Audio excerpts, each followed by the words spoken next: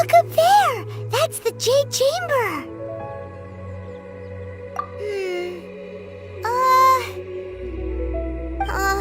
This is bad. Paimon's supposed to be your guide, but Paimon doesn't know where the way up to the Jade Chamber is.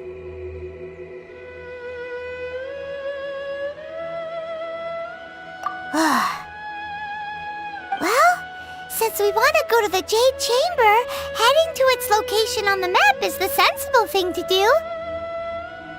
Let's look around. There has to be a way up there nearby.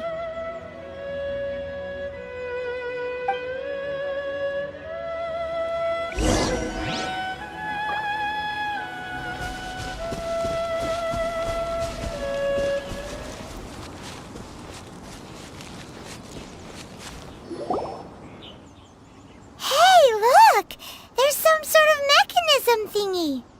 Since this is the right place, it must have something to do with the Jade Chamber. Yes, this must be the way.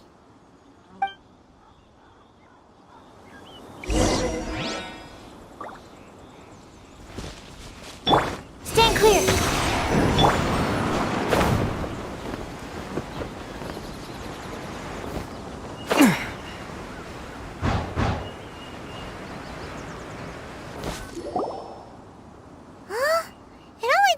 Up to here. Aw, if that wind current was stronger, we'd be able to reach the top in one go. Huh? Why? Or... Oh, Paimon gets it! If it was a secret, Ganyu wouldn't have let us try to find it ourselves, right? Alright, let's follow your plan. Then we can... Oh, hang on a moment. Look down there. Looks like we've gotten close to the Guizhong Ballista. Paimon has a new idea. Why don't we shoot you up to the Jade Chamber using the ballista?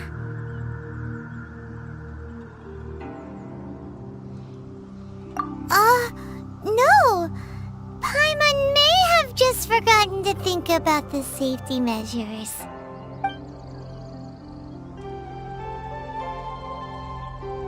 Oh, that's right!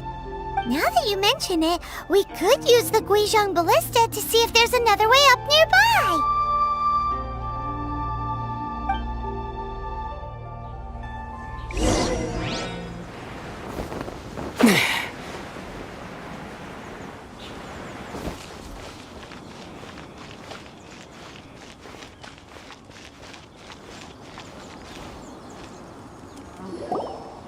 Halt! Who trespasses on these hallowed grounds? Exactly. What are you talking about? We're invited guests. What makes you think you can treat us like this? No. Wait. Maybe this was Ningguang's plan all along. She pretended to invite us to the Jade Chamber, but set up a Millilith ambush here to arrest us! Now Paimon's mad! You! Over there! This is a trick, isn't it? How shameless! What? We're just on guard duty. What do you mean, shameless? What nonsense! Seize these suspicious intruders at once! Well, here they come! Line them up and knock them down!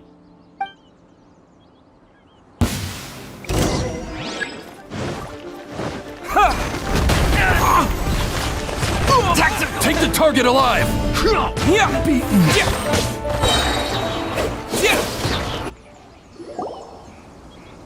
Stop! What's all this about? Lady Coaching, these two strange people suddenly appeared. They seem to have designs on the Guizhong Ballista. Who are you calling strange?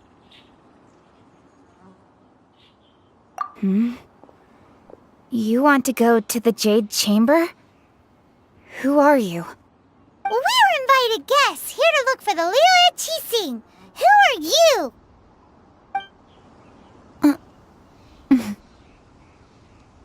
Well, As it happens, I am one of the Liyue Qixing. Oh, I'm Kuching, the Yuheng of the Qixing. I know of you, traveler. You're Ningguang's guests, yes? Didn't expect to meet you here in the mountains. wow. Paimon didn't think we'd meet some super rich big shot out here in the middle of nowhere either. The Guizhong Ballista in Tianheng Pass has long been in disrepair, and yet it was fixed in a single night. I came here to investigate that occurrence. These Millilith are just here to guard the scene, not to arrest anyone. So this was all a misunderstanding? Paimon never would have thought.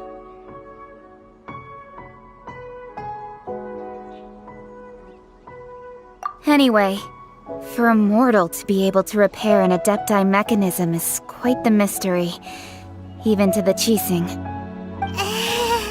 That was...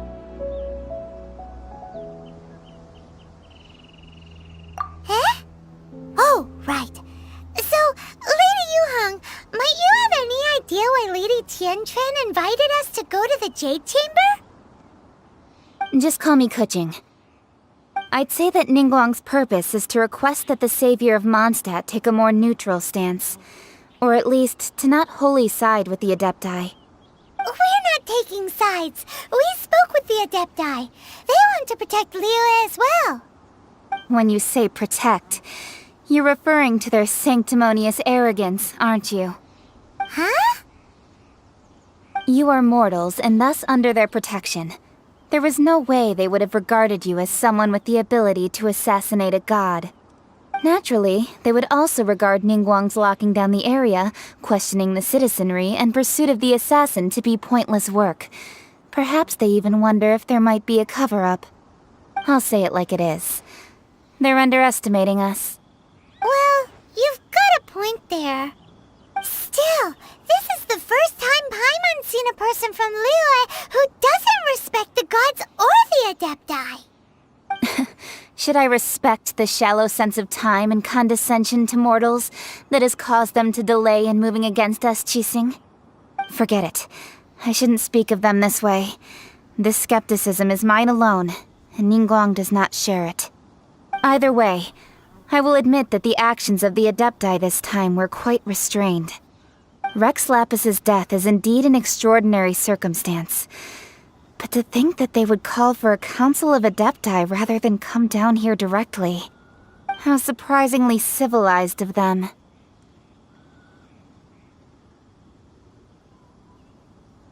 Well, for Ningguang, she would talk anything and everything out if she could. But I doubt we can do that here. The time of the Adepti has long passed.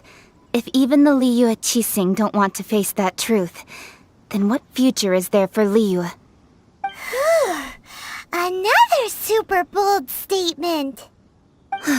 I'll stop here. Honestly, I hadn't intended to say so much. But you're a good listener, traveler. You should both be off to the Jade Chamber. Don't be late now. Ningguang's schedule is packed to the gills all the way till next year.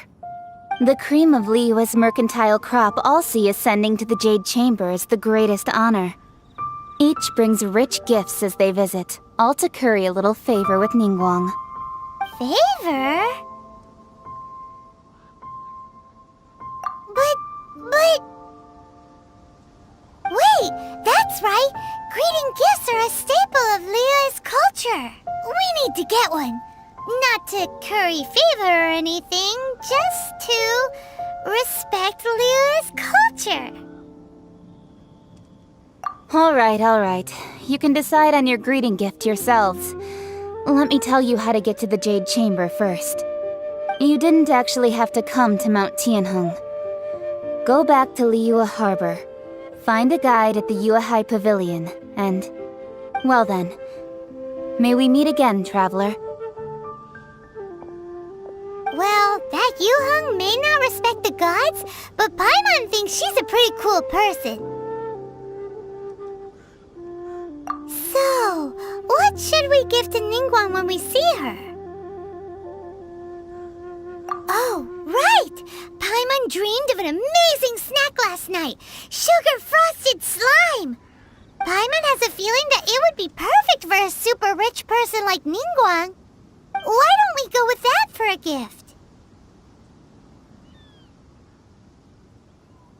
Nope. But Paimon's sure that we just need to make it with some boom shakalaka. Let's go gather ingredients. Time waits for no one, and neither will our riches.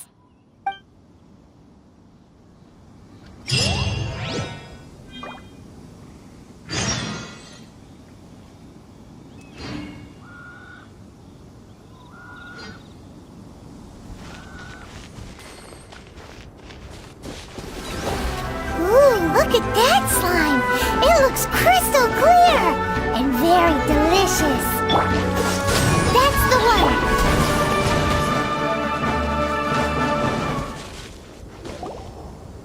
Huh? Is it just Paimon?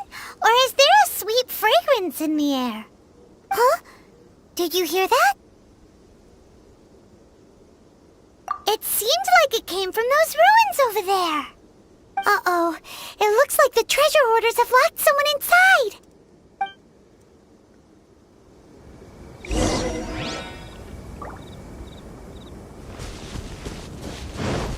There's no end to this. Terra Smash! Yeah!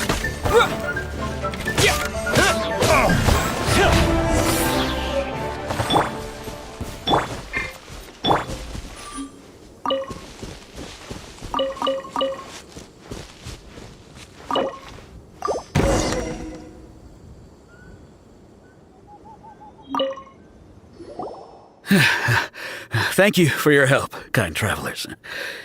If you hadn't come to my aid, I surely would have rotted in this cell. Those treasure hoarders, when their mood was good, they'd rearrange those pots of sweet flowers. When they were in a bad mood, they'd rearrange my face. Aw, it was nothing. No need to thank us all at once or anything. I understand.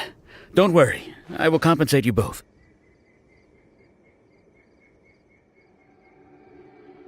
Don't say that.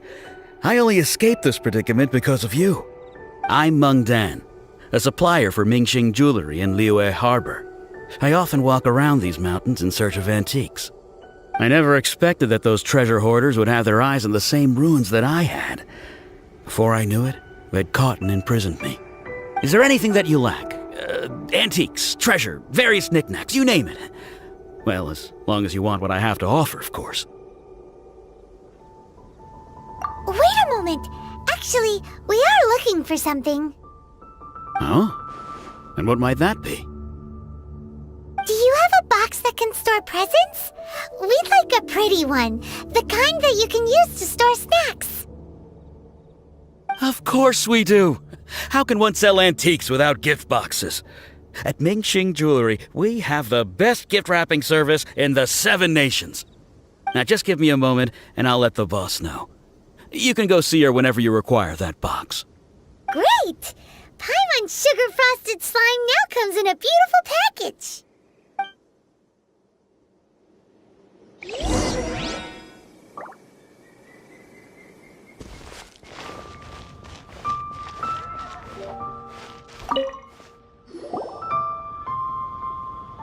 Hey there!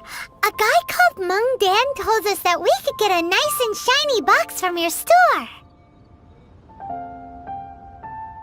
Uncle Meng already told me about it. Thank you both for saving him. Many of the best goods in our store were found by Uncle Meng. If anything were to happen to him, it would be impossible for us to continue doing business. Here, this container is itself an antique, with at least 140 years of history. It's already been cleaned. Will it do?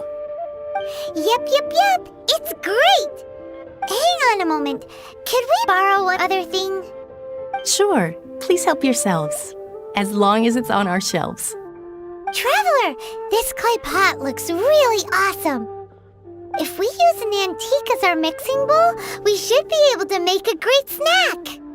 It's done! The one and only sugar-frosted slime! Carefully now. Into the box it goes and dust it over with a bit more powdered sugar. Oh, yes. You might want to use these 2 freshly picked flowers as decorations, too.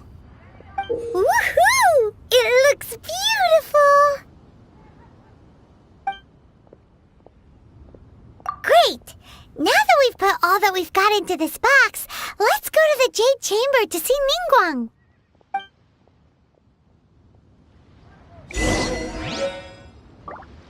Feel free to take a look around.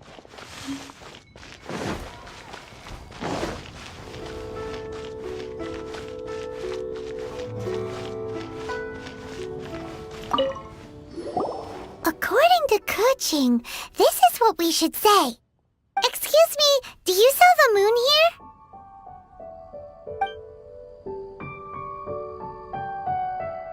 Yes. How many would you like? It's not convenient to speak of numbers here.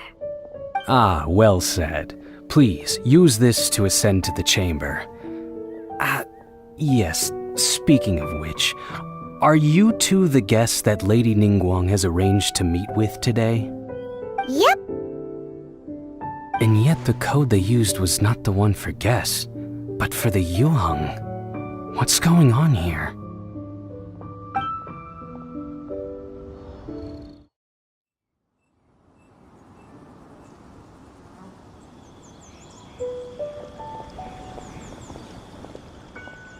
I've been waiting for you, returnee from Joyun Karst. It's Ningguang. Since this is our first meeting, we've prepared a gift. I hope you like it. Oh, for me. You have my thanks. It seems that I have made things difficult for you, considering that you were supposed to be my guests. Oh no, it's nothing. This palace floats in the skies, higher than the peak of any mountain. From this vantage point, one may survey all of Liyue. I have been gathering the funds necessary to build it from the time I began learning the merchant's craft. And since becoming the Tianquan, I have spared no effort in hiring the best craftsmen to constantly extend it. At first, it was but the size of one room. Now, it is large enough to blot out the moon in the skies above Liyue. One day, I believe it will overshadow all 7 nations. Not many from outside Liyue earn the right to ascend to the Jade Chamber.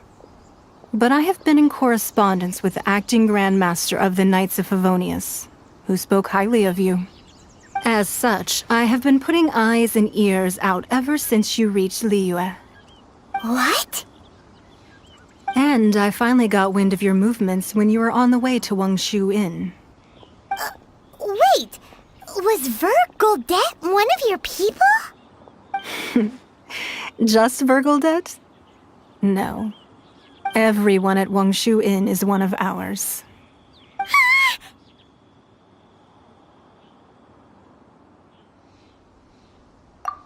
At the Guizhang Ballista, yes?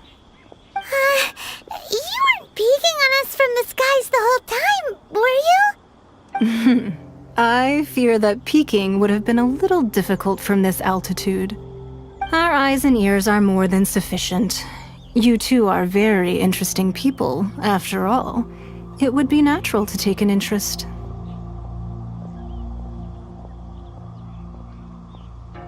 Well, I wouldn't expect you to trust us, considering that you have had far more interactions with the Adepti.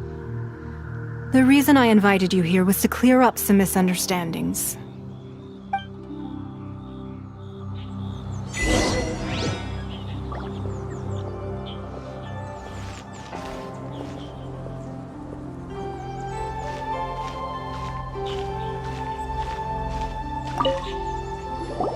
I believe that you've heard of the Archon War.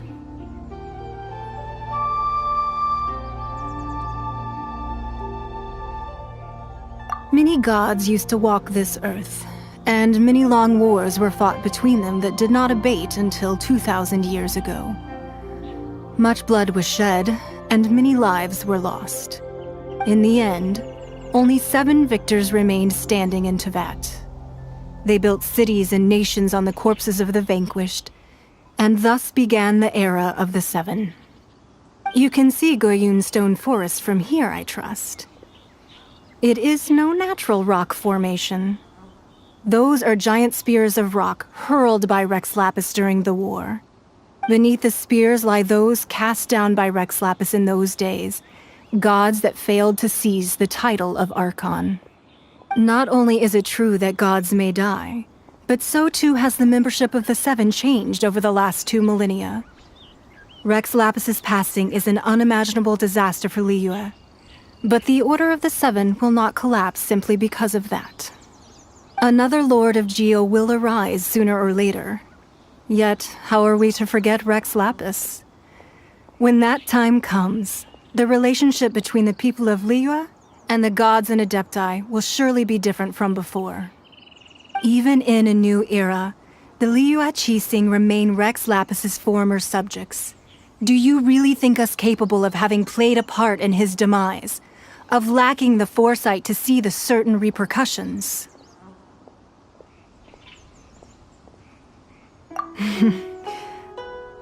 That day at Yujing Terrace, it was also very sudden. Even I was caught completely off guard. You were there, you no doubt saw.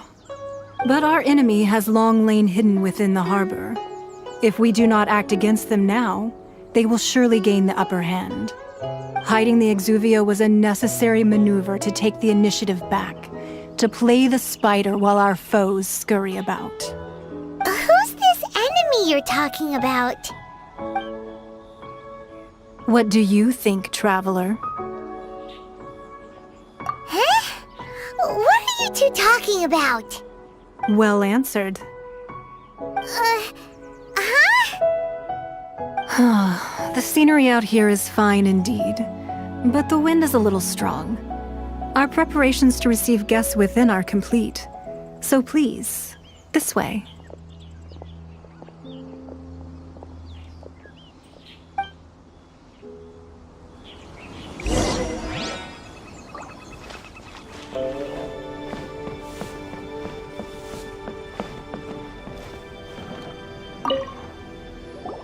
Be at ease, you two. Make yourselves at home if you wish.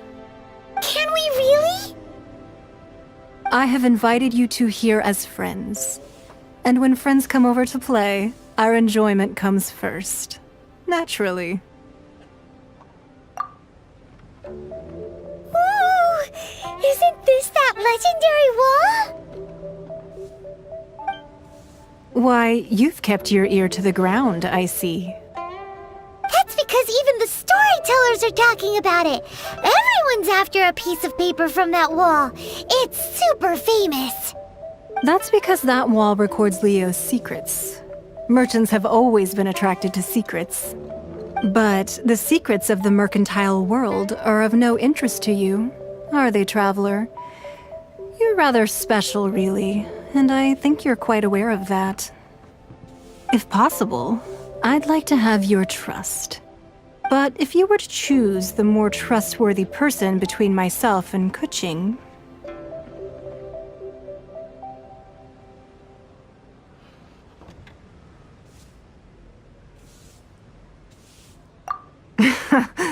You'd pick Kuching? Nah, I had a feeling. I originally thought her a bit too hard-headed. With someone of her character on the Qixing, I've had some extra messes to clean up behind the scenes. But after she said those words, the time of the Adepti has long passed. If even the Liyue Qixing don't want to face that truth, then what future is there for Liyue? Well, I must say that quite a few of my doubts have been dispelled. I won't deny that Rex Lapis's passing seems advantageous to us. But, for Liyue's sake, we cannot allow ourselves to be shackled by rumors of our usurpation of power.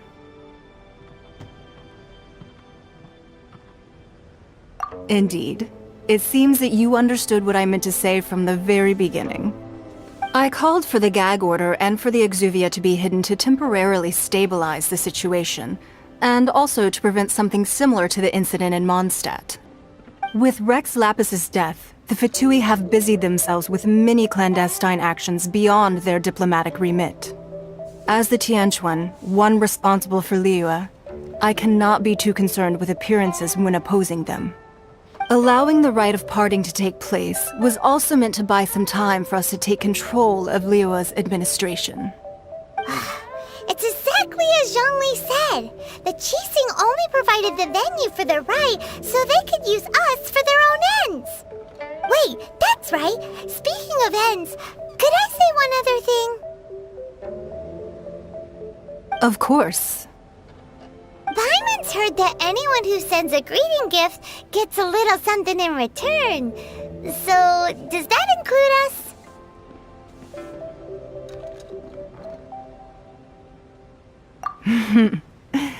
It's all right. I like direct people. Well, we have made quite a bit of trouble for you recently. How about this? You can pick any one object here as you please, and you may take it with you. Yay! Paimon was just waiting for you to say that! Let's see, what should we get? One of the sheets on that wall! Don't look at Paimon like that! One of these sheets of paper will sell for crazy prices, even if it's only as large as Paimon's fingernail. Just imagine how much more a whole untorn sheet would sell for. Let's grab one! The biggest one!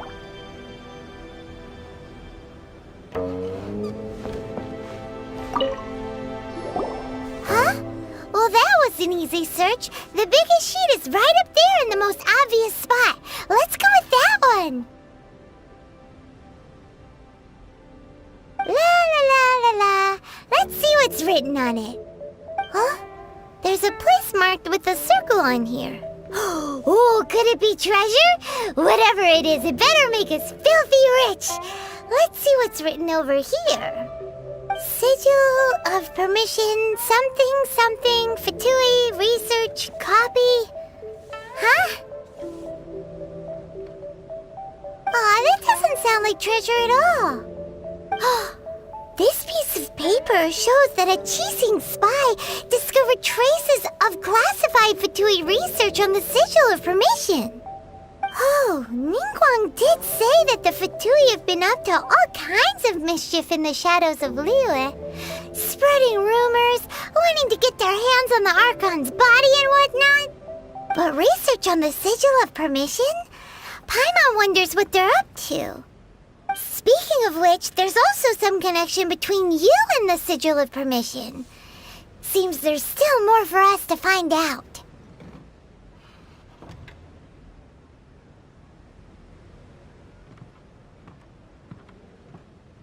Oh, you really think so? Well, should we not go then? Oh, so you're saying that it's precisely because we can't completely trust Ningguang that we should confirm the truth of what she says for ourselves. That's way out of Paimon's league. Paimon thinks she's been nothing but good to us. Anyway, we'll see if you're onto something. Before we look for Zhongli at Dihua Marsh, let's go to the place marked out on these papers and see if the Fatui really are up to no good there.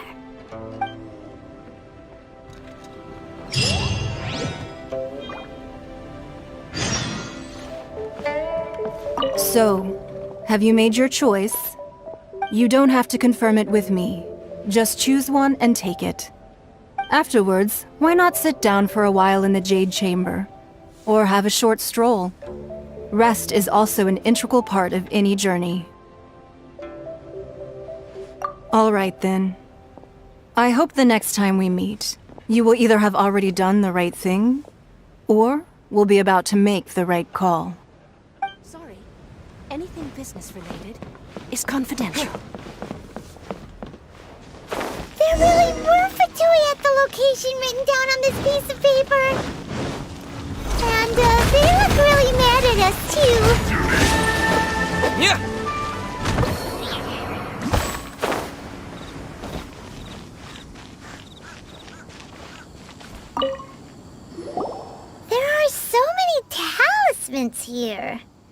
and some stacks of blank paper, too. What are they for? Paimon's seen this pattern before, but where? Oh, Paimon knows! It looks just like the sigil of permission the child gave you. But how did a relic of the Adepti end up in the hands of someone like Child? Suspicious. Oh, that's right. Cloud Retainer said that when the Lord of Geo created the Sigil of Permission, it wasn't to be used as some old relic. Talismans like that were once used in the Archon War to channel divine powers. Maybe the Fatui are copying the Sigil of Permission in hopes of achieving a similar effect. Being able to channel divine power in battle? Whew, that sounds pretty dangerous. And the plot thickens. We'll need to keep an eye on Child, that's for sure. Alright, that's enough sticking around here. We gotta go meet up with Zhongli soon. The last stop on our rite of parting preparations tour is Dihua Marsh. Let's go! Paimon hates being late.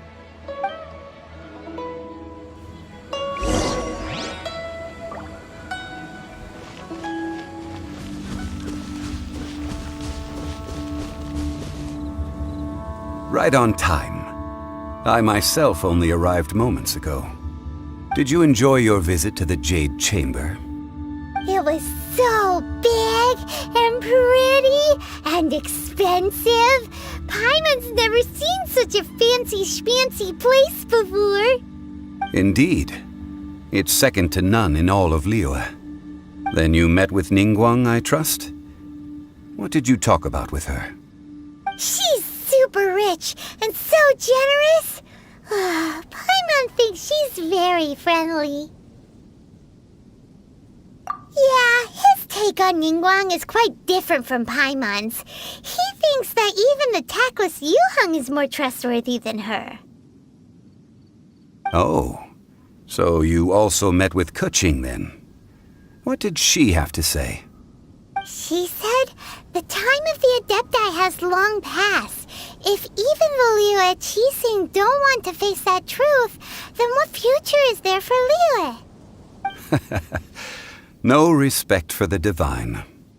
Indeed, contrary to the ever-bold Keqing, Ningguang is more of a businesswoman at heart, though they are both members of the Qixing. Although she's friendly, there's no way of clearly discerning her true intentions.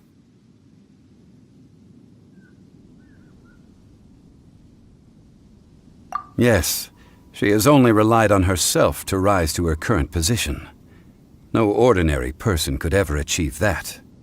It's said that she's the one behind the constant expansion of the Jade Chamber. It's the second most important thing to her. Even if she ever gave up the position of Tianquan, she would never give up the Jade Chamber. The Jade Chamber is only second. What's the most important thing to her then? Why, Mora, of course. All Ningguang talked about was the Fatui this and the Fatui that. She said that after Rex Lapis was murdered, the Fatui have constantly been trying to sink their fingers into Liyue, and that they aren't to be trusted. That is how the Fatui have always been. It doesn't surprise me in the least.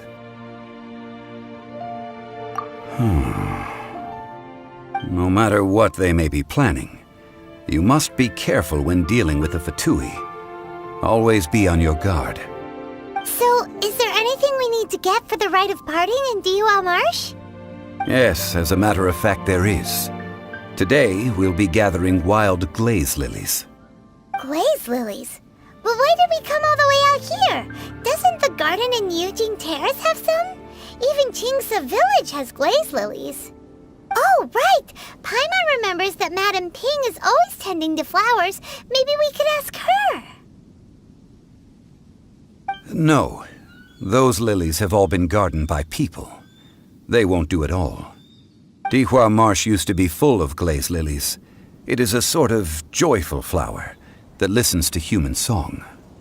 Before the Archon War, Dihua Marsh was all dry land and fertile soil. But the war caused landslides, and the land was flooded, turning it into the marsh you see now. Nearly all the Glaze lilies were wiped out. Of course, there are some kinds of flowers that have been preserved and gardened by people in the city. But very few people know that Glaze lilies may still be found in the wild. Wild Glaze lilies have the strongest fragrance. If we want to follow the true tradition of the rite of parting, we must grind up the wild lilies and place the powder in a censer of everlasting incense.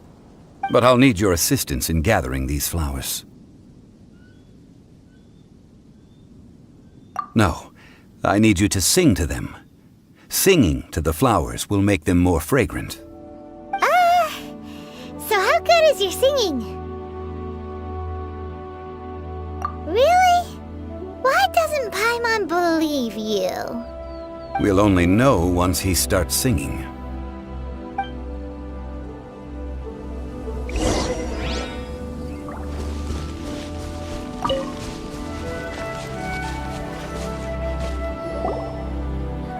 It's time to sing, whenever you're ready. Da da da da da da da da da. What happened? These flowers are jumping. They look really angry. Is it because you sang a song for Mondstadt that they don't understand here in Liyue?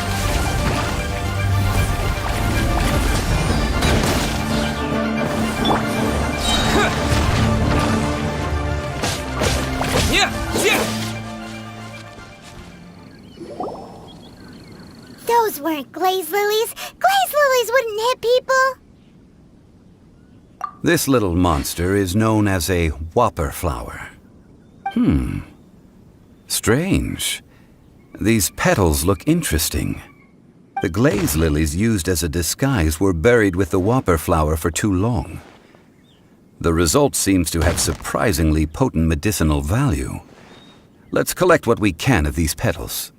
Well, that's nice and all, but will those petals be useful for the rite of parting? Unfortunately, no. That's so lame. Excuse me. Are you searching for Glaze lilies? Oh, hey, it's... What's her face? Paimon can't remember. Hello, traveler. I'm surprised you still remember my name. Ah, that reminds me. How was your visit to the Jade Chamber? Well, it sure would have been better if you told us how to get up there. Didn't I tell you the way? Surely I did. Nope, we found the way on our own.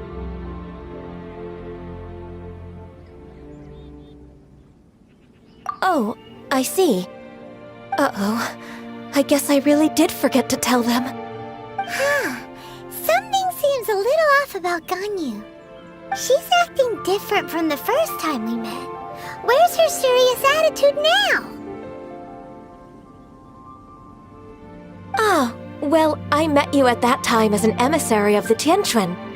But now, I am simply out on a stroll to see the flowers. You came all the way out here to see the flowers? Why not just enjoy the gardens of the city? Yujing Terrace is where Rex Lapis parted from this world. If I strolled through those lonely gardens now, I wouldn't be able to bear it. Whenever my duties take me near Yujing Terrace these days, I draw the windows to block my view of the gardens. Oh, sorry, we shouldn't have brought it up. No, it's quite all right. I just haven't processed my emotions yet. When the Archon War came to its end 2,000 years ago, the first iteration of the Seven would gather in Liyue and drink with Rex Lapis. But 5 of those original 7 had already passed before Rex Lapis. It's truly a changing of the guard. Yes, now that the spirit of Rex Lapis has returned to the heavens, only Barbados of Mondstadt remains of the first 7. The other 5, including Inazuma's Raiden Shogun, are no longer the same friends from 2,000 years ago. Of the current 7 Archons, the youngest, is Sumeru's god of Dendro. She is merely 500 years old, whereas Rex Lapis was more than 6,000 years old at the time of his passing. This means that Liyue had been under Rex Lapis's rule from the moment it was first founded 3,700 years ago. The city has never had to bid farewell to its deity. So what do you think of this farewell? Huh? This is a little sudden. As a mortal, I've never dared to imagine a Liyue without Rex Lapis. But as an Adeptus, I think I will eventually come to grips with reality. Since Rex Lapis has passed, the time of Liyue's contract with the gods and Adepti has now reached its end. Huh? Did you just say, as an Adeptus? Yes, I am a mix of human and Chilean. Adeptus blood flows through my veins. I fought for Rex Lapis and the city of Liyue during the Archon War. After the war ended, I signed a contract with Rex Lapis and took the position as secretary for the Qixing. I've continued those duties to this very day. Well, let's save that conversation for another day. You say that you are here looking for glaze lilies? I also know where wild glaze lilies can be found. See, I've just picked one myself. Here, you may have it if you wish.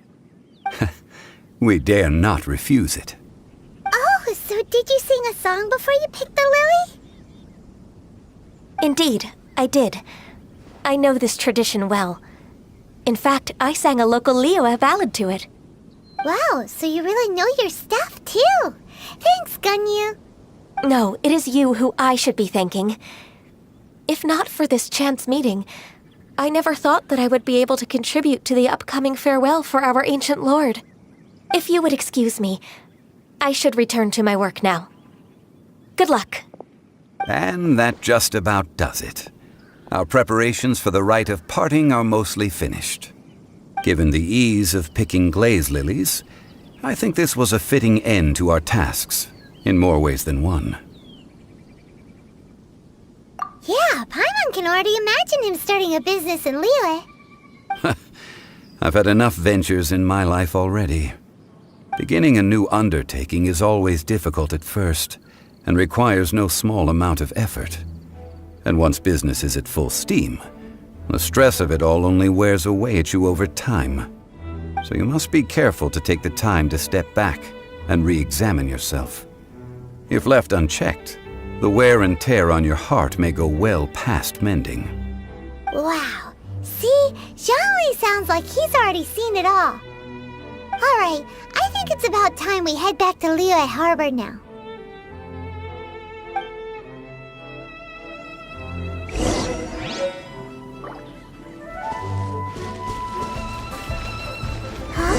What happened?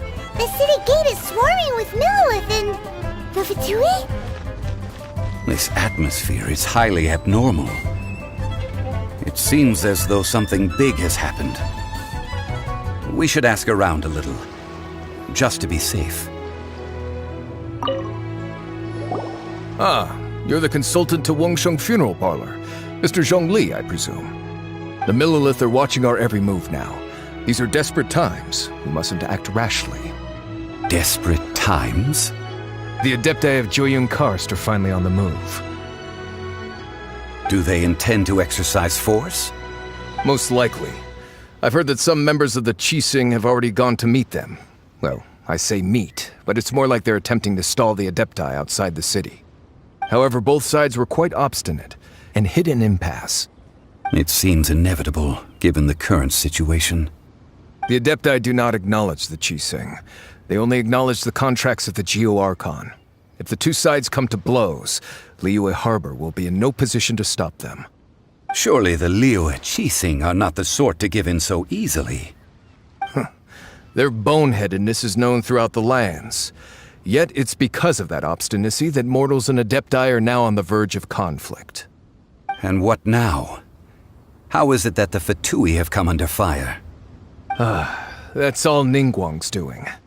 She proclaimed that in these tumultuous times, the Millelith must rein in the actions of the Fatui. Only now do they want to start keeping tabs on us? That's the Qixing for you. Anyway, Mr. Zhongli, you're one of Child's close associates. Please understand that your actions will reflect on us. Don't let anyone catch you off guard. It looks like things are about to boil over in Liyue Harbor. Do you intend to use your neutral identity as an intermediary between both sides? Or will you use your sword to turn the balance? Neither path is an easy one. Oh, by the way, Mr. Zhongli, we've heard that the Wangsheng funeral parlor has also been caught up in all of this. They're currently squaring off with the authorities at the gates. Things are taking a turn for the worse. I'm afraid I must leave now to handle things back at Wangsheng funeral parlor. I hope that Master Hu has been able to keep things under control for the moment. Consider your next course of action carefully, Traveler. If you're trying to prevent an explosion, it may be wisest to look for the fuse first. Having connections with the Fatui seems to be quite the double-edged sword. So what does Zhongli mean by looking for the fuse? Oh, Paimon gets it! If there's anyone that wants to see the whole city turned upside down, it's definitely him! He must be waiting for the moment when no one is watching to do something really bad. But where could we find him now? Where would he go at a time like this?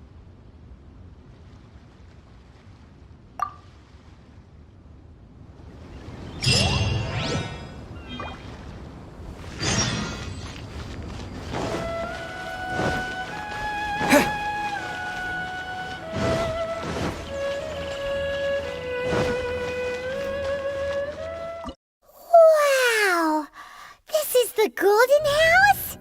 It looked impressive enough from the outside, but who would have guessed that it was even fancier on the inside? And so full of Mora.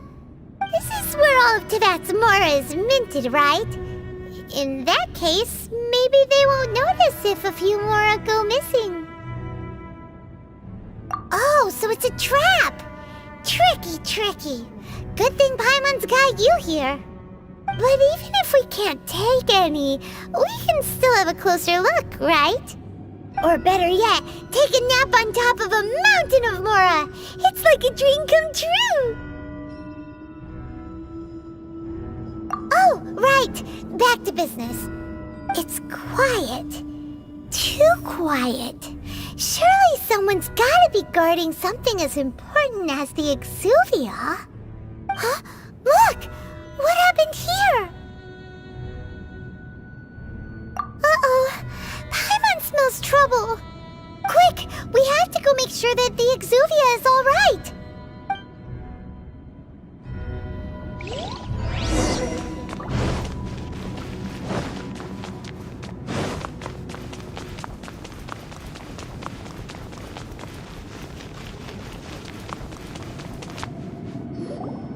You've already fulfilled your task as guides, so why do you still linger here?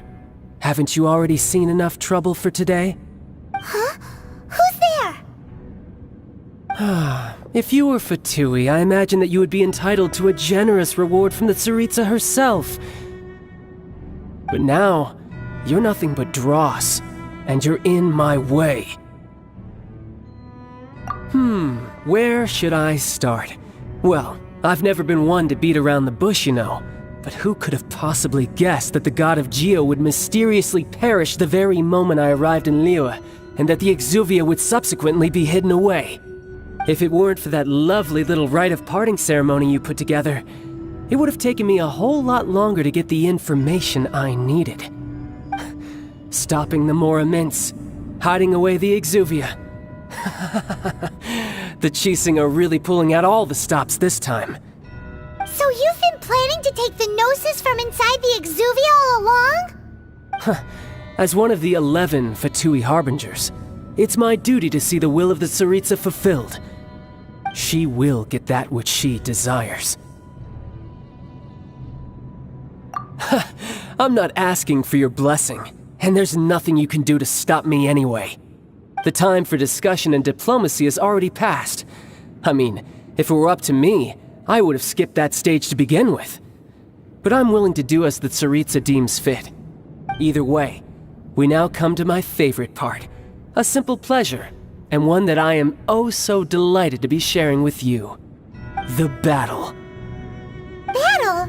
So you're the type that goes looking for trouble, huh? You could say that. When Signora offended the deities outside the cathedral in Mondstadt, she swiftly left the scene once her mission was accomplished. Instead of confronting you directly, she chose to rely on the snow and ice to make her escape. She wouldn't want the knights to come running towards the sound of battle now, would she? When she faces a worthy opponent, she will prioritize her mission, weigh the outcomes, and consider the consequences of her actions.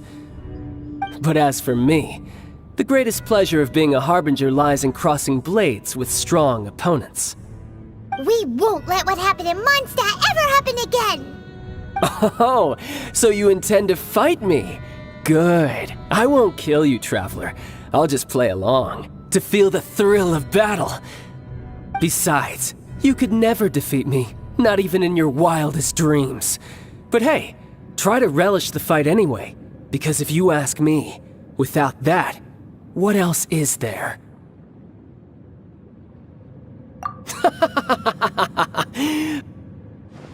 Fighting talk, I love it! Now let's see you live up to it. This chance is hard to come by, so show me all you've got. So very few ever get the chance to square off with the Fatui Harbinger. So come now, amuse me, and don't you dare disappoint. Fine opportunity.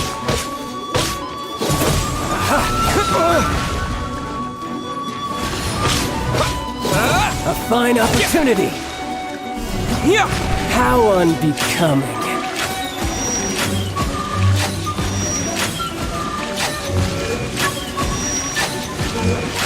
Quick! Not bad, not bad. Not bad. You've got a trick. Haha, good. No wonder Signora was so wary of you. Well, that just means I can go all out. Brace yourself. This is about to get tough. Now, show me what you can do against the might of a...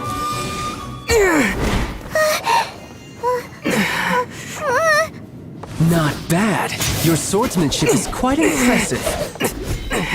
But that's about as far as you'll get.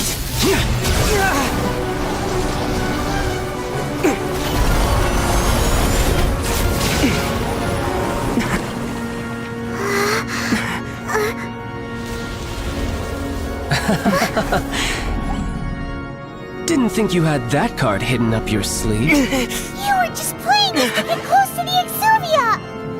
Oh, quiet down. Stop acting like some wide-eyed recruit. You've seen this world. You of all people should know. This should have been expected! Well then, I'll be taking more Axis Gnosis now! Huh? I see. Well, this is most unexpected. You beat me to it, didn't you?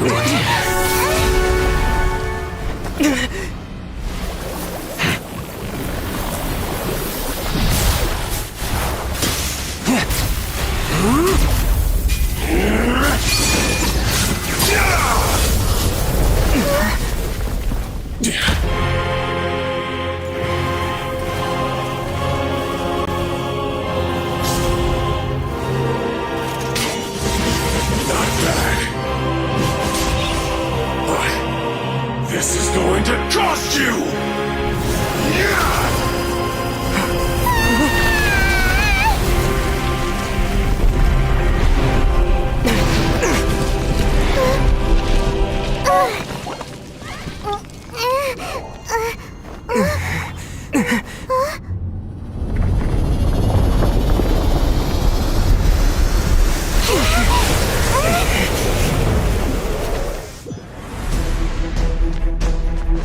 You got to the Gnosis ahead of me, didn't you?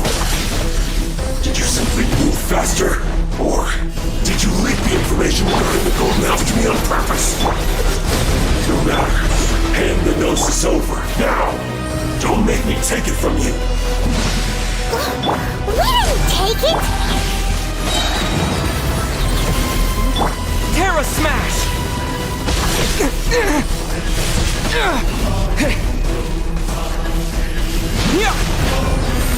Freeze! You're a cut above.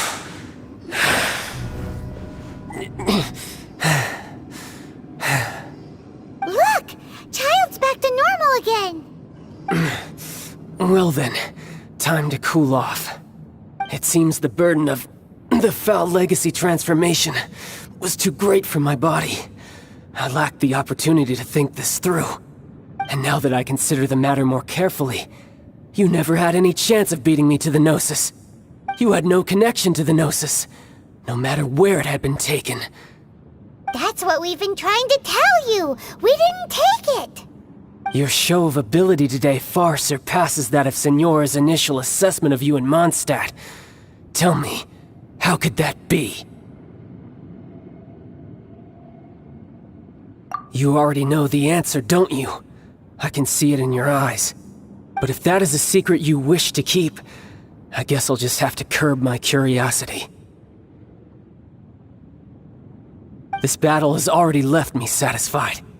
Anyone who strives as I do to grow stronger shall be called a friend, even if our friendship can only be shown in battle against one another. Pretty sure that's not the normal way to make friends.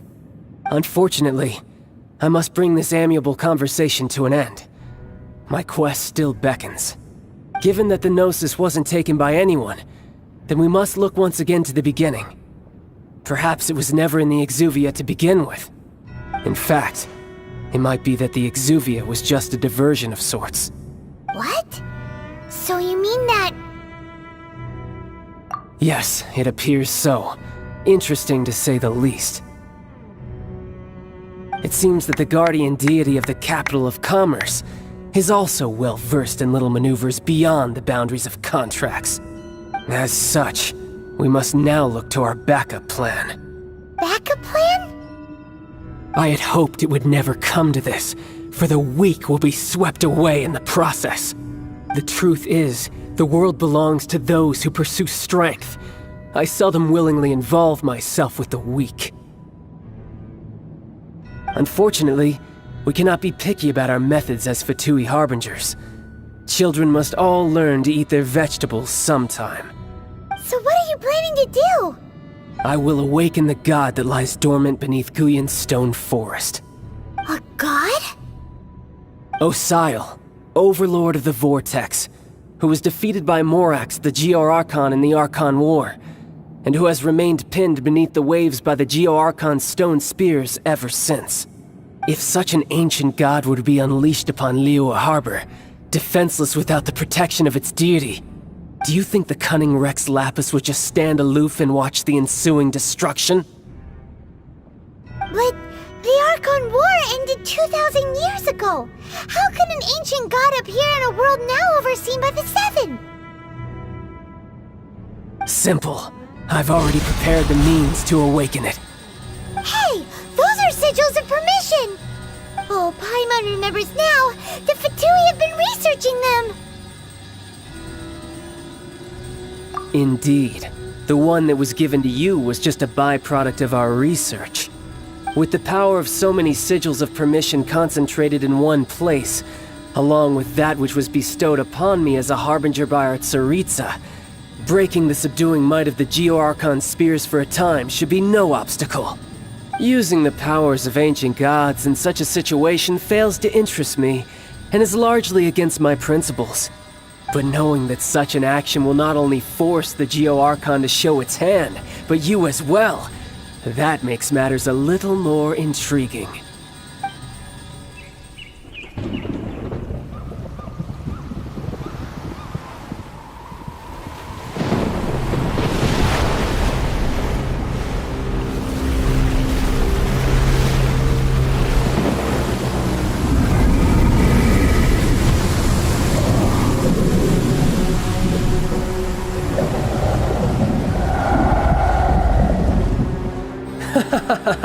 Let's see.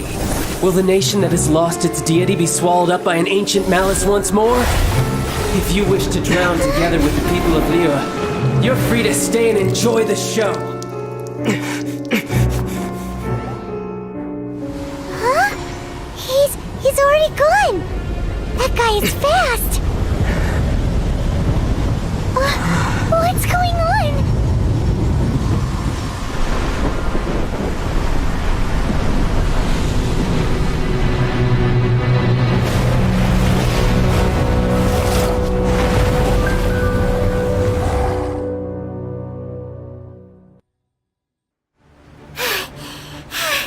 Paimon's exhausted. If we hadn't happened to see the Jade Chamber flying over just as we came out of the Golden House, we really wouldn't have known which way to go. Did we make it in time? Is the Overlord of the Vortex still in the sea? It hasn't destroyed Liyue yet, has it? What are you doing here? Huh? Hold on! It's the Adepti! What are you doing on the Jade Chamber? Paimon thought you were arguing with the Qixing. Is the fighting over?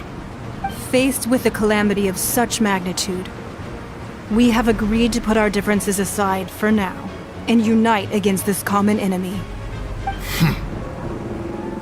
Oh, Paimon gets it. So how do you plan to defend Liyue?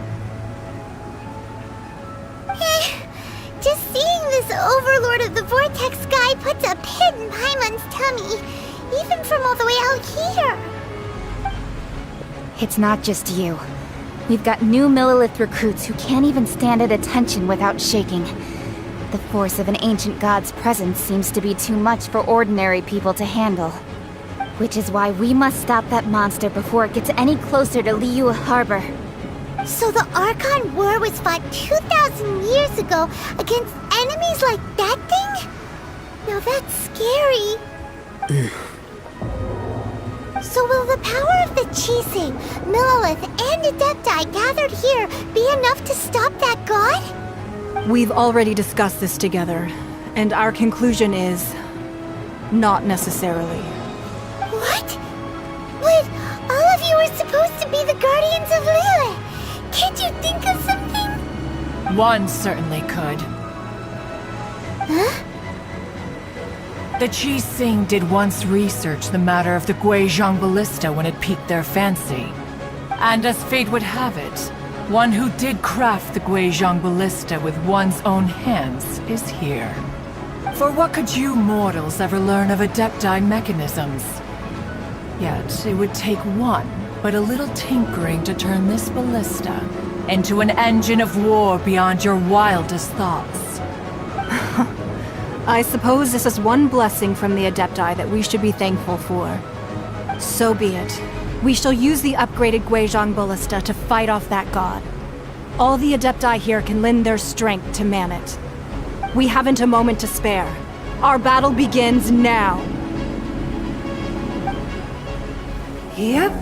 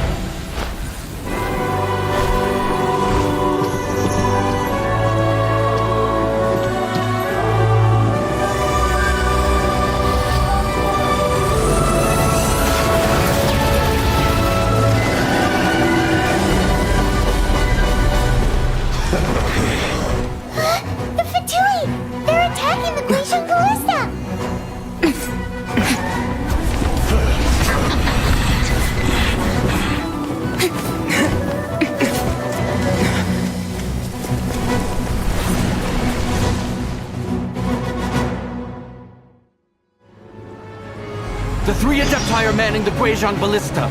Do not let the Fatui disturb their work! All able Millilith, with me! Let's go help too! We Adepti have not faced a god in several millennia.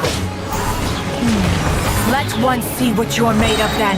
What strength remains within you? One wishes to witness. Terra Smash!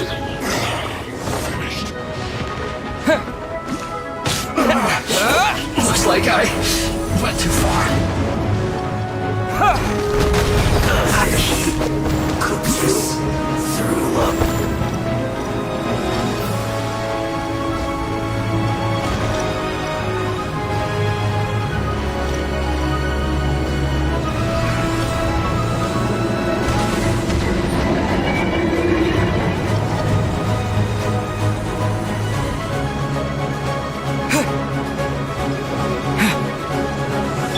Freeze!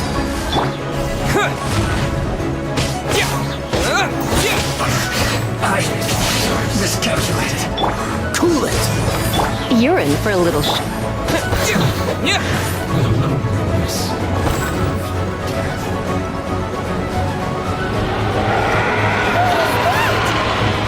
That is Osial's divine power.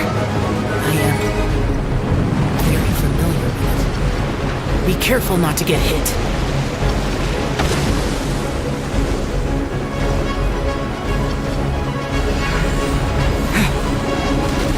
The Fatui! Their attacks are unrelenting! How daring. Snezhnai's diplomats will answer for this afterward. Every last one.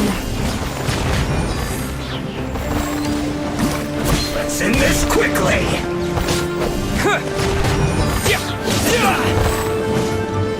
Dodge this! The ancient god's attacking again! There are so many Fatui too! We can't hold... Were you about to say we can't hold them, children? Huh? Don't lose heart. Here, take this. This is adeptal energy! That light from your body, it's like the time of Julian Karst! Wow, it's Madame Ping's shockwave! This granny's really strong!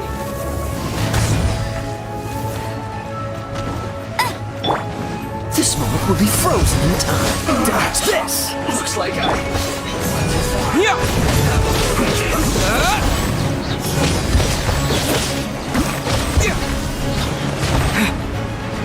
Freeze!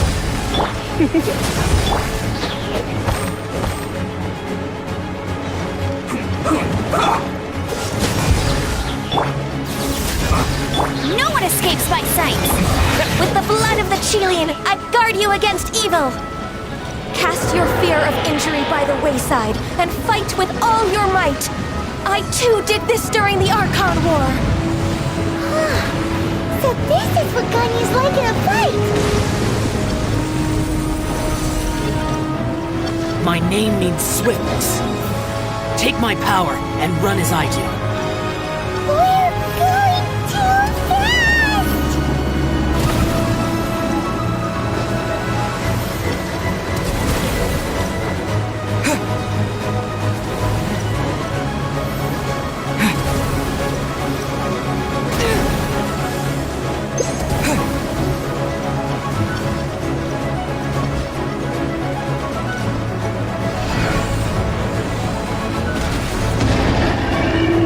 Child, you are strong in body and spirit.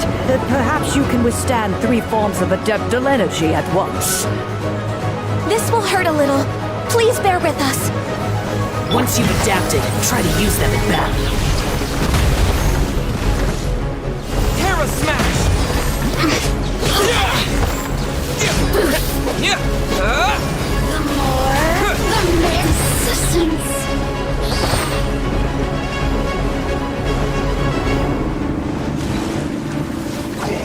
Don't get frostbite. Not going anywhere! Cooked food! Disgusting. No escape! Let's move! Exercise caution! I fear that the god's power has reached its peak! In other words, if we hold here, there's nothing worse to come, right?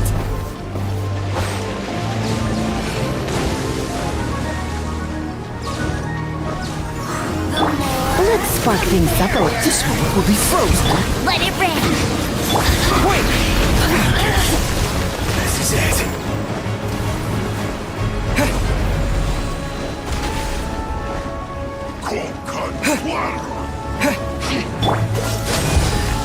You're in for a little shock. Look at just... Descent!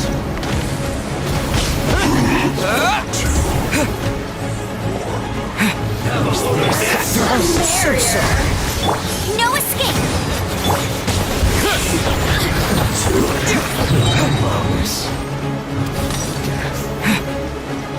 The Fatui's numbers are thinning! Fight on, comrades!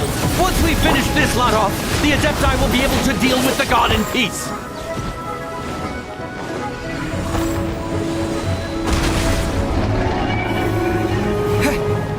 Cool it!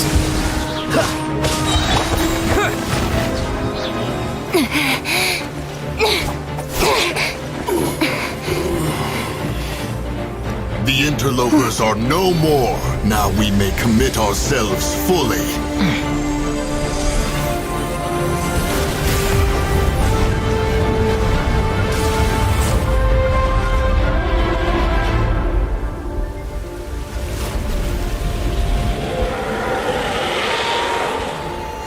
It's working! We just need to keep this up!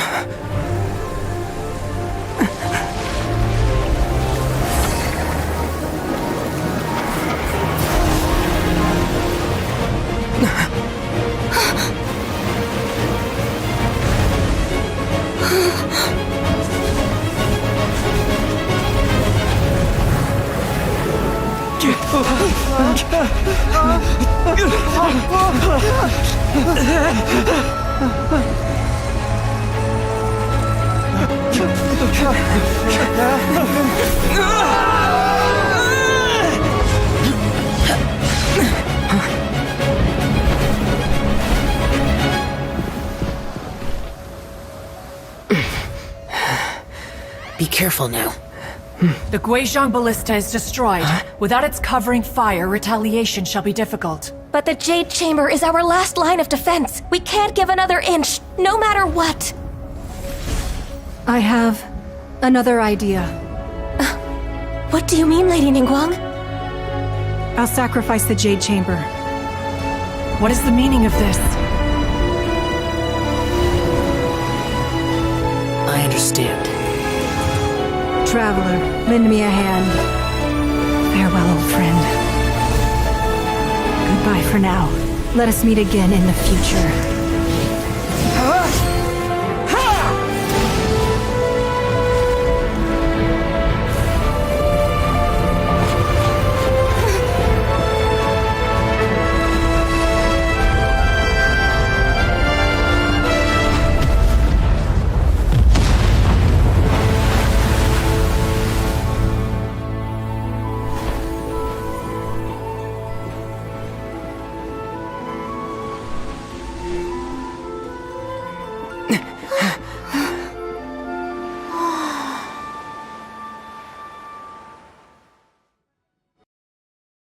Is it finally over? The ominous aura of that monster has indeed begun to fade. The effects of the Sigil of Permission last but a short time. It will be some time before the Overlord of the Vortex can make any waves again. We are indebted to you for your assistance. If the Adepti hadn't happened to be here, the future of Liyue Harbor would surely have been in great jeopardy. Save your flattery. We didn't just happen to be here. Surely you won't pretend to have forgotten the reason for which we came. Come now. There's no need for such harsh words, Cloud Retainer. I've heard that when Ningguang began learning to do business, she had already started setting aside part of her then limited income in preparation for building the Jade Chamber. At first, it was only the size of a small room, but with continued expansion, it has become the palace that lies before you now. It is a testament to Ningguang's entire life, both as a businesswoman and as the backbone of the Liyue Qixing. Seeing the Jade Chamber destroyed in the defense of Liyue means much to her. To me, such cooperation and sacrifice deserves at least some recognition, don't you agree? Well, I was really hoping you would say that such sacrifice could at least be used as some leverage in our negotiations. Thank you all for hearing me out. We know very well why the Adepti came here today. But please forgive us. We cannot yield to your wishes. Oh? 3,700 years. According to our records, the Adepti signed a contract with Rex Lapis to protect Liyue 3,700 years ago. Even to this very day, Liyue and its lands have stood the test of time, immovable as stone, just as it was thousands of years before. This is truly no small feat. But that does not mean that the Liyue of today is the same city as it was all those years ago.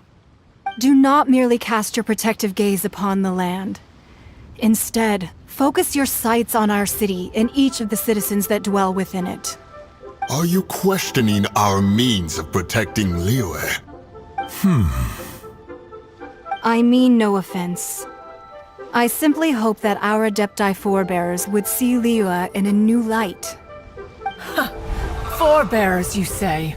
One doubts you would be fit to be part of such a lineage. This morning, Rex Lapis appeared to me in a dream. What? In the dream, I yearned to tell him that we Qixing, though mortal, are equally bound to the contract. Each passing generation of the Qixing leaves many things of value to be inherited by the next generation. I also thought to tell him how the past generations of Qixing had strove under his rule to survive in our mortal world, establishing a network of contracts which has since come to be known as trade. But I dared not speak. I could only gaze at him in silence until the moment I awoke. Oh, Ningguang.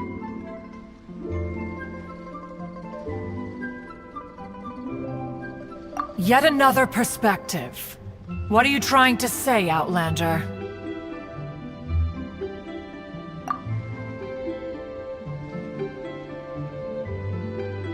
Right! That's something that happened in Mondstadt. It's a story about the Four Winds and the people of the Animal Archon. The Animal Archon sought to quell the strife between the two sides, because he believed that such conflict would only scar the hearts of both, and that nothing good would come of it. Each of the 7 nations has its own scars from the past. Though your point is the very height of simplicity. As Adepti, we've become a laughingstock, to be chastised thus by an outlander who has lent us such succor. All right, all right. Didn't Ningguang suggest that we should focus on the city and each of its citizens? I know I already have, so why not see for yourselves? I apologize for appearing in full armor. I am afraid I cannot show the proper courtesies. And who are you? I am Feng Yan, a sergeant of the Millelith. I have come to extend my thanks to the Adepti. I thought this battle would perhaps be my last. But thanks to the aid of the Adepti, our forces were not as badly battered as I feared we might be. Although I am a mere mortal soldier, I promise to hold the line and never betray the grace given to us by the illuminated Adepti this day. Huh?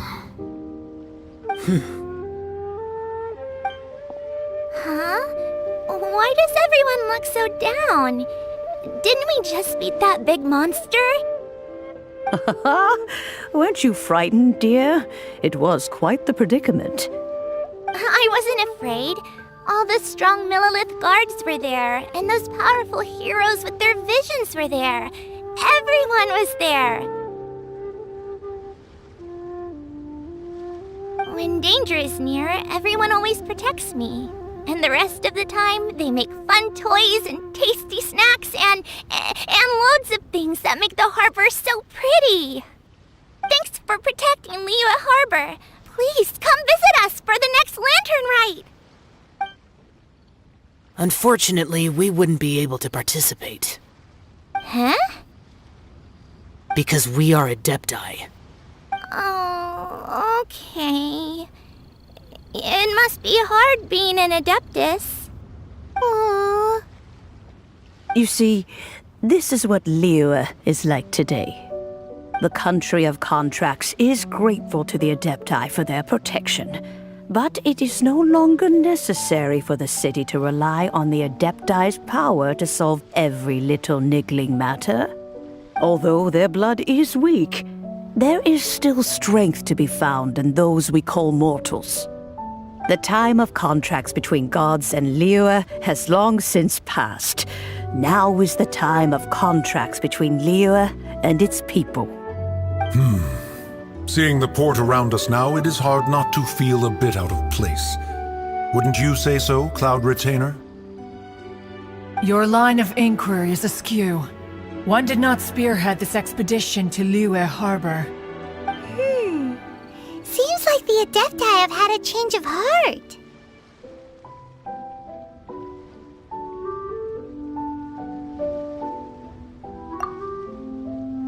Let us return now.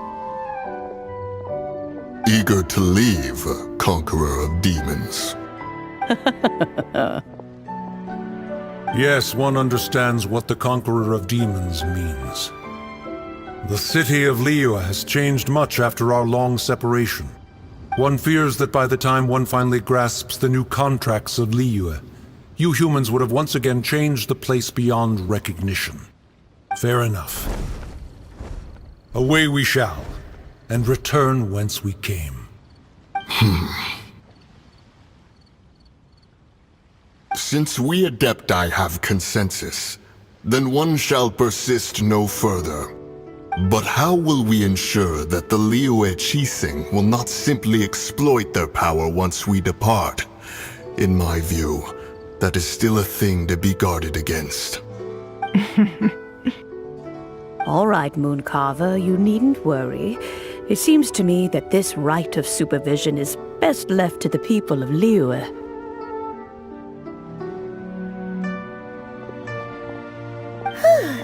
Looks like the conflict between humans and Adepti was avoided.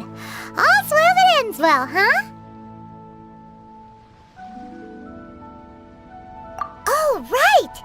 It's nice that we've got peace and all, but we're forgetting one thing. Child wanted to unleash the god so he could lure Rex Lapis out.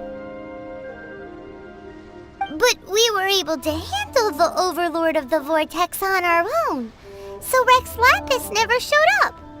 Oh, and speaking of that, don't we still need to get to the bottom of that Archon's death too?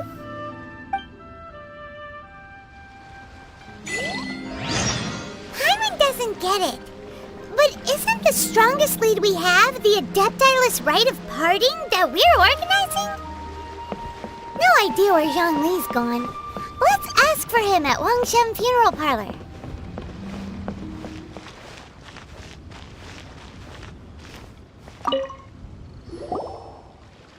Is there anything I can do for you two?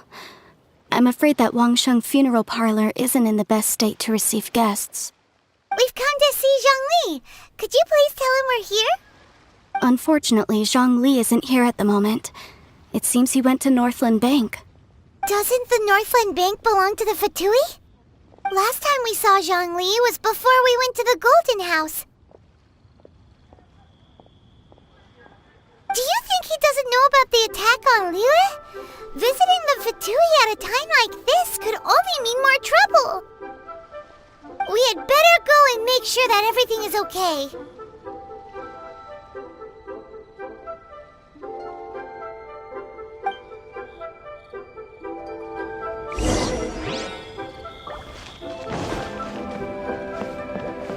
What should I put in my letter? You call this cooperation between Harbingers? Cooperation involves communication, you know. Don't take it to heart, child. Besides, aren't you happy that you got to skip the formalities and bring chaos to the land? I'm sure you must have enjoyed that. Oh, it seems that some of your friends have arrived. Hey, it's Zhongli and Child. And you! You're also one of the Harbingers? It's you two. I believe we've met once before. In the city of Bards, was it? I'm glad you still remember my name. Ah, right. I imagine that it must have been rather hard to forget watching helplessly as something precious was snatched away from your friend. Well, if it isn't you two. This is our first time seeing each other since Liyue was nearly wiped off the map. This is certainly a bit awkward, wouldn't you say? Paimon knew that we should never have trusted a Fatui Harbinger. Oh, now don't say that. Sure, I may have misled you, but I never had anything against you personally. Besides, I thought we were getting along quite well together, didn't you? Except for that little tussle we had at the end. Nothing personal. We just have different views, that's all. Of course, you may very well hold this against me, but that's up to you. The real deceivers here are Senora and Zhongli. Curse them for leading me on. So actually, I think... Stop wasting time, child. There'll be plenty of time to chat once I'm through here. You remember the agreement, Morax. Now, if you would be so kind. The Gnosis, please. What in the world are you talking about? The contract is fulfilled. That which thou seeketh is now bestowed unto thee. For my promise is solid as stone.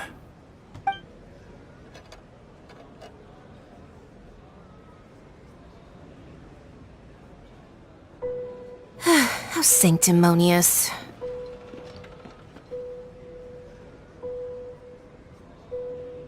What?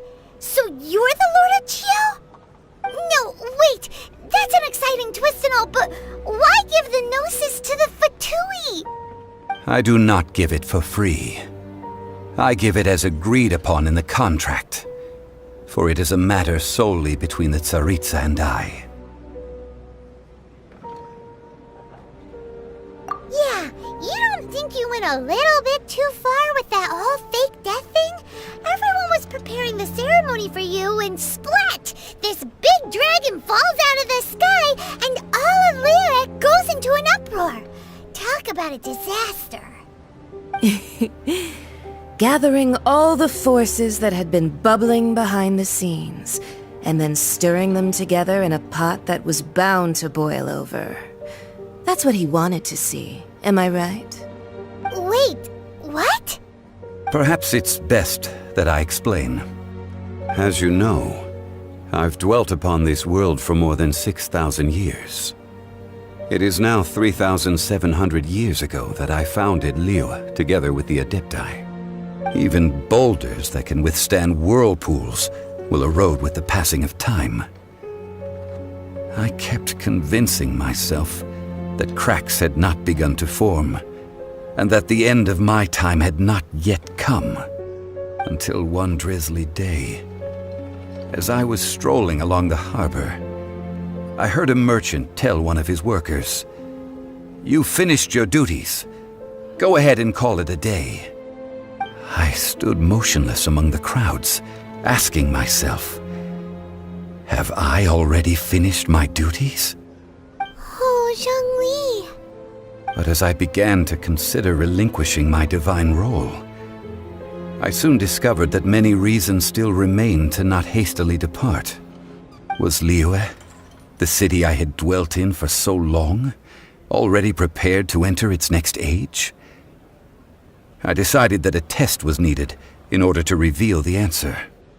So I feigned my own death, and gathered the cast of Child, the Adepti, and the Liyue Chising to play their roles together on the stage that was Liyue.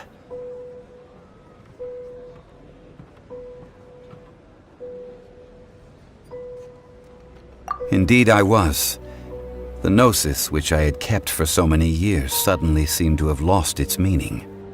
That's right. Which is why I continued to safeguard the gnosis until now. So you mean that if the chaos ever reached the point of no return, you would simply appear and use your divine powers to bring Liyue back under control? Of course, and it would have been all too easy for him too. Just as a child quickly matures after losing their parents, so has Liyue matured when faced with the death of its deity. In the end, the resolution to all that has transpired was even more satisfactory than I could have hoped for. Take the Adepti, for instance. Owing to their years of seclusion, they were the least informed.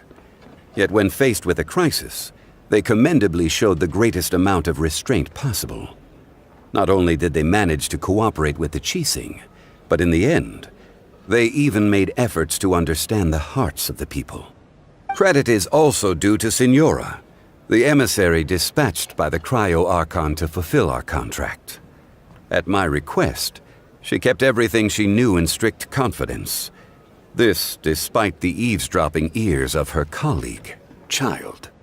This meant I could remain as Zhongli, even having the chance to fulfill the age-old traditions of Liyue in this mortal form. Thank you for joining me on this journey, traveler. All of these things turned out as I had planned. There is only one thing that I had not anticipated, and that was the conduct of the Liyue Qixing. I had expected them to do no more than the Adepti, to come to the defense of Liyue. But when all was said and done, they seized the opportunity to supplant Liyue as divine protectors, and used the subsequent power vacuum left by my death to quickly gain complete control of Liyue. Huh? That doesn't sound good at all. Ha! On the contrary, I think it is excellent. I had always feared that it was too soon for them to take over from me. And it was also that which I longed for the most. As such, this is the best parting gift anyone could have given this god of old. Hey, what about me? Doesn't anyone feel the least bit of remorse for deceiving me? You've practically kept me in the dark!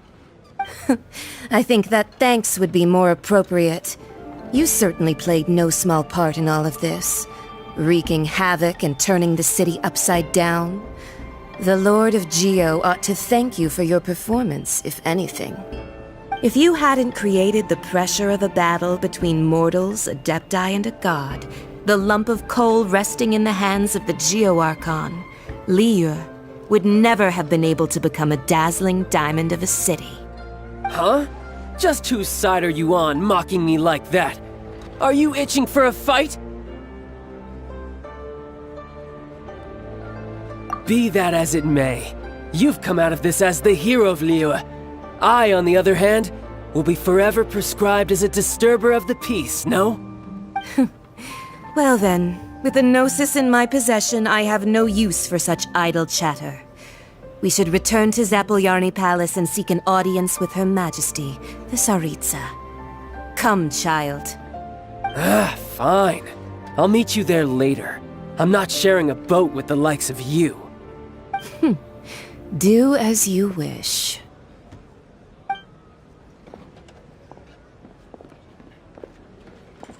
Now then, is there anything else you wish to ask me?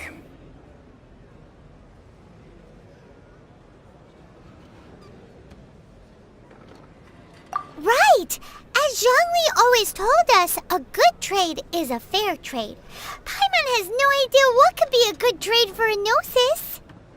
Realistically speaking, there is no such thing. Huh? However, I am the god of contracts. For thousands of years, I have made countless contracts. If the deal was of no benefit, then I certainly would not be inclined to agree to it.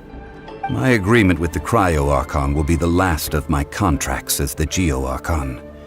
My contract to end all contracts. As for the bargaining chip that the Tsaritsa used to balance the scales, uncover that answer for yourself in your future journeys.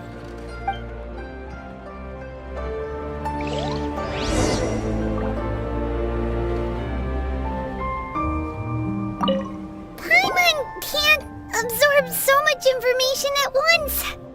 So, Zhongli, what sort of contract did you sign with the Cryo Archon? Paimon's so curious. One of the clauses of our contract was not to divulge any of its contents. Ugh, you're so petty.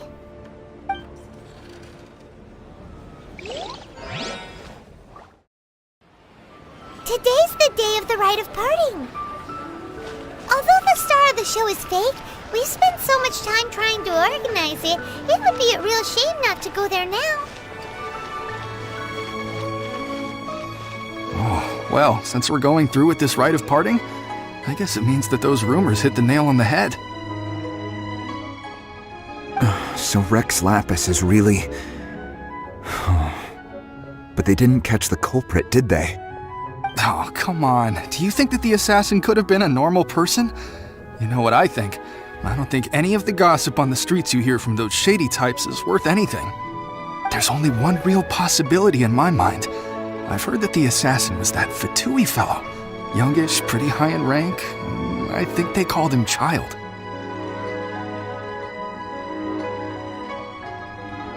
Fatui? They certainly are very suspicious. Who knows what those greedy, crooked folks... Shh! Lower your voice. If the Fatui catch you in their sights, Rex Lapis won't be around to protect you this time.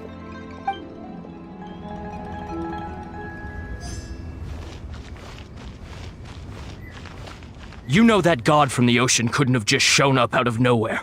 I mean, it's been 2,000 years since Rex Lapis subdued it. Yes, and to think that this happened right on the heels of the incident with Rex Lapis, too. Say, do you think the person who assassinated our lord and released that evil god might have been one and the same? Now that you mention it, that's very possible. Yes, it's very possible indeed. I mean, it all fits together. That person must have colluded with the evil god to harm Rex Lapis. Oh, that wicked, black-hearted scoundrel. Still, what sort of supernatural prowess must this person possess to be able to do such things? I have never heard of such a person in all my years. Ah, forget it. Guessing's no use to us. Look, the Millilith over there looks like he's about to make an announcement. Let's hear what the Ministry of Civil Affairs has to say first.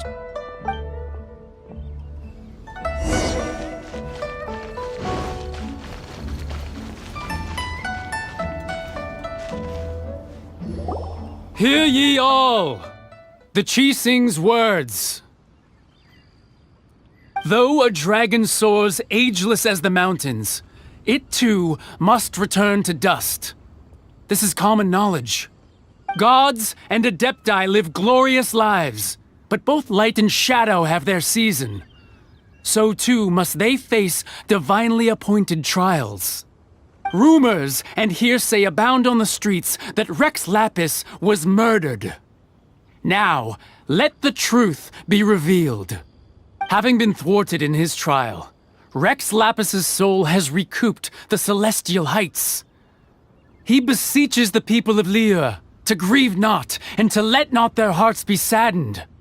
Nor are they to believe street-born rumors or indulge in baseless speculation.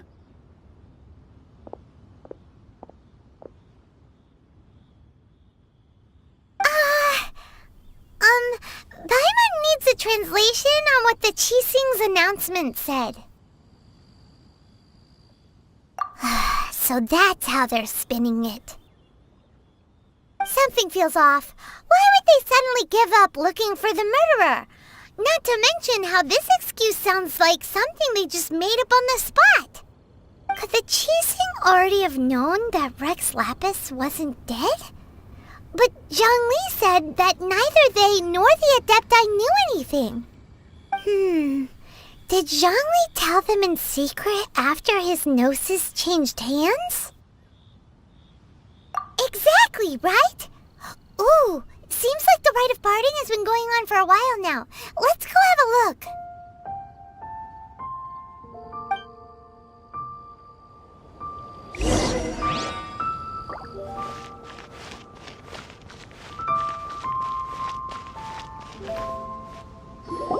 Look, it's Ningguang and Keqing.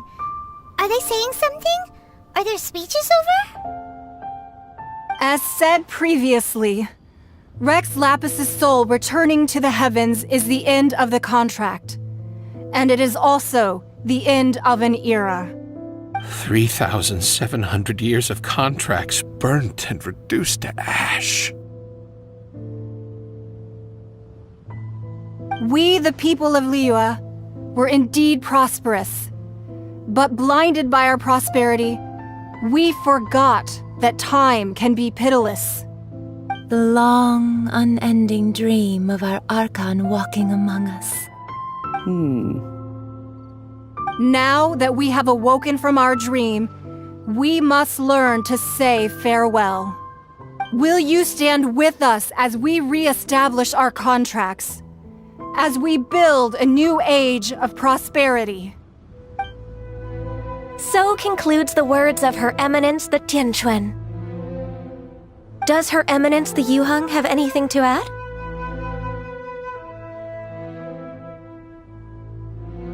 Huh? Is she looking this way? Traveler. Yikes! She really is looking our way! Is that the traveler who they say defeated the ancient god? So young. The Liyue Qixing always repay their debts. And as you have heard, our eyes see far and our reach is long. Name your price. You deserve that much. Whoa!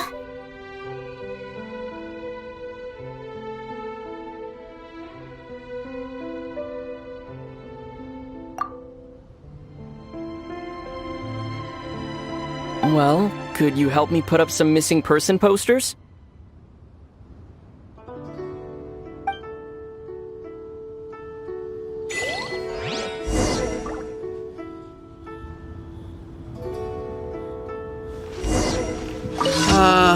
Rex Lapis.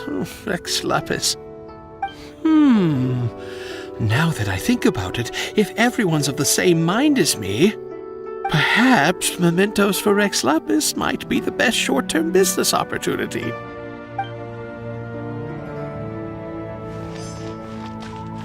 Huh.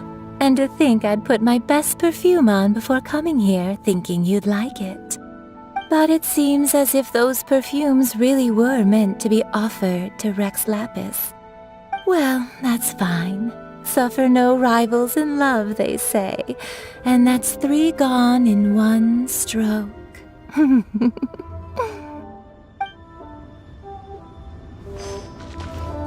As for the mortals and Adepti of Liyue, what shape shall our relationship take from now on?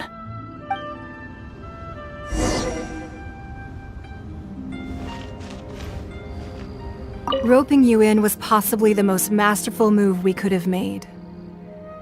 I believe that future generations will say so too when our deeds come up for their review.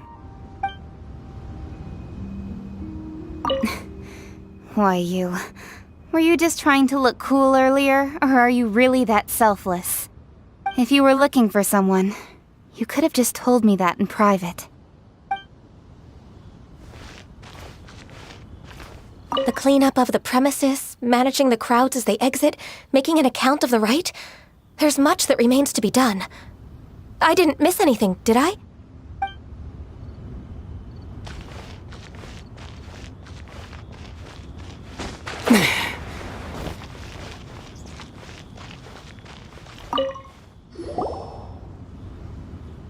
Hey, Zhongli!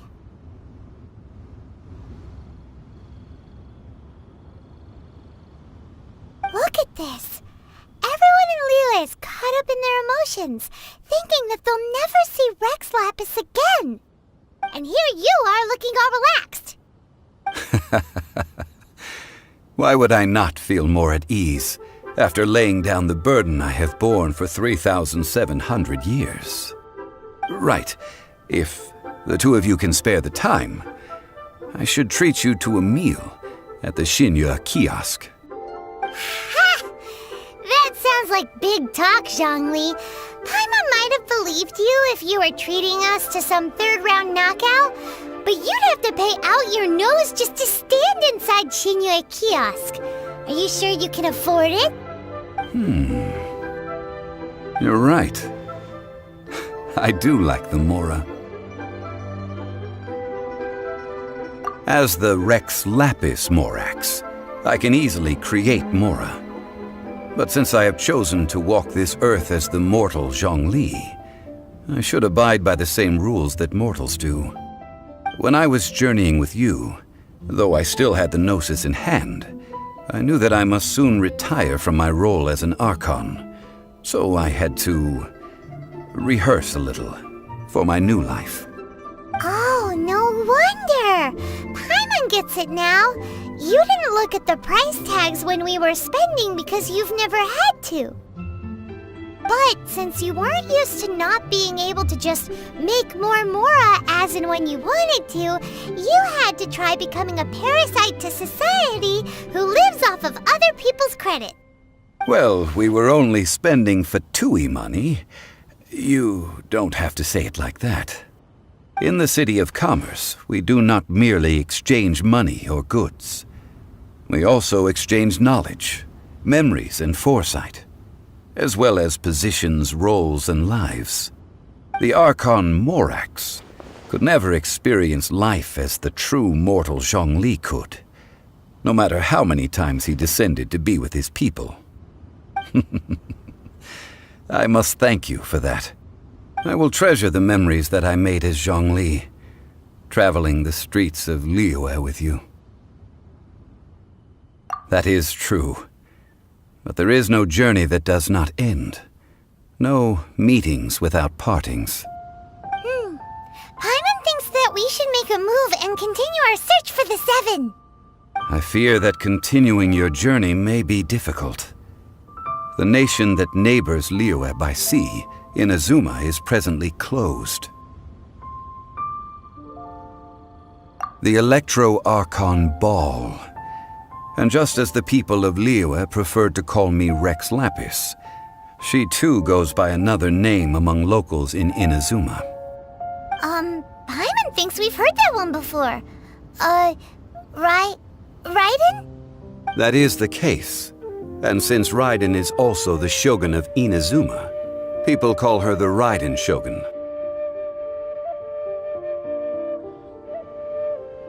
That said, though people at the wharf were saying that the situation in Inazuma is very tense, Paimon doesn't remember that always being the case. It wasn't that bad last year. Zhongli, since you're Rex Lapis, shouldn't you know something about what's happening there? Just how did Inazuma become a closed nation? It's because of visions. Visions? When faced with circumstances beyond their control, humans often bemoan their lack of power. But if a person shows true strength of will at a desperate and fateful moment in their life, the gods will look upon them with favor. This is what visions are. Magical foci bestowed upon those who have been acknowledged by the gods. Uh-huh. That's how people in Teyvat see it. But starting from last year, the Raiden Shogun began promulgating the Vision Hunt Decree. Vision Hunt Decree? Yes.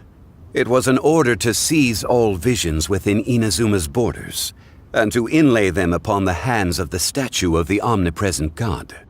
They want to seize visions. But why? Aren't visions blessings from the gods? I should think that in the Raiden Shogun's eyes, it is precisely because they are divine blessings that they should be under the sole dominion of divinity. Whoa, that's harsh. The Animo Archon is the god of freedom, and the Geo Archon is the god of contracts. For her part, the Raiden Shogun is the god of eternity. It seems as though she has finally decided to eliminate any unstable elements that could pose a threat to her eternal realm. The fact that even I, the oldest of the seven, have now passed away will only strengthen her resolve to pursue eternity. Knowing her, she must have again quoted that adage she is most fond of when proclaiming that decree to her people. 7 ideals for 7 gods, and of these, eternity is nearest unto the heavenly principles. All right then. Was there anything else you wish to know? Ah, that was a good one. Failing a divine trial. How they came up with that excuse, I will never know. That said, the reason why the Qixing were so eager to resolve the incident and stop pursuing the culprit was indeed because they received news in secret that Rex Lapis was not dead. I hinted as much to the Adepti as well. How did I accomplish that, you ask? Have you ever heard of this particularly convenient Adepti art known as gifting dreams and visions? All right then. Was there anything else you wish to know? Yeah, about that. Before the Qixing made their announcement, we listened to a lot of people talking on the way. Most of them put the blame for everything on Child. These are indeed false accusations. But it remains undeniably true that Child did send people to the Jade Chamber to prevent the Adepti and the Qixing from defeating the ancient god. I've heard that Ningguang is busy milking that for all it's worth on the foreign relations front at the moment, browbeating the envoys of the Fatui. Ha! Those poor Snezhnayan diplomats. If it were not for Child's exalted position as a harbinger, I'm certain that they would have shifted all the blame to him and called for his dismissal by now. All right then. Was there anything else you wish to know? The time of the Adepti has long passed. If even the Liyue Qixing don't want to face that truth, then what future is there for Liyue? Kuching is absolutely right in saying this. Now, though I did laud Ningguang's desire for power, believing this to be a good thing, and thought as a matter of course that she must have been behind the Qixing's plan to take governing power over Liyue from the hands of the gods and Adepti, could the original person who brought up the idea of seizing power have been... All right then. Was there anything else you wish to know? That's right. Zhongli, now that you don't have your gnosis, what's going to happen to all the Mora in Teyvat? Since Morax is dead, are they all just going to disappear? Also, isn't the Golden House the only mint in the entire continent? Will it even continue to work? The Mora present now will not vanish. But the Golden House will indeed have to cease operations for a lengthy period of time, since creating Mora requires the use of the Geo-Archon's power. This is terrible! We're all about to run out of Mora! The world is coming to an end! Yes, this is indeed a major issue from a financial standpoint. Well, I suppose we'll just leave such troublesome matters to the Liyue Qixing to debate. Then, did you at least set some private funds aside for yourself? Oh, a private fund. This does seem like a good, logical, common-sense idea. It's a shame. What's a shame? It's a shame that I didn't think of it at the time. All right then. Was there anything else you wish to know? Well then, I suppose you'll have to find a way to get inside this closed nation. Have patience. I suspect that some serendipity must first come into play.